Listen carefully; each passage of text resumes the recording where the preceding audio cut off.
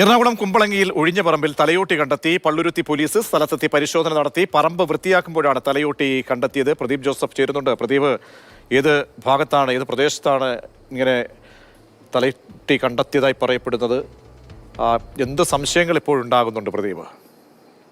എറണാകുളം കുമ്പളങ്ങിയിൽ ഇന്ന് ഉച്ചയോടെയാണ് ഇത്തരത്തിൽ പറമ്പ് വൃത്തിയാക്കുന്നതിനിടെ തലയോട്ടി കണ്ടെത്തിയത്. ദീർഘകാലമായി കാട് കയറി കിടന്നിരുന്ന പറമ്പായിരുന്നു ഇത് വൃത്തിയാക്കുന്നതിനിടെ തലയോട്ടി കണ്ടെത്തുകയായിരുന്നു. പണി ചെയ്തിരുന്നവർ അക്കാര്യം അപ്പോൾ തന്നെ സ്ഥല ഉടമയും അടുത്തുള്ളവരെയും അറിയിച്ചു. പിന്നാലെ പോലീസ് സ്റ്റേഷനിലും അറിയിച്ചു.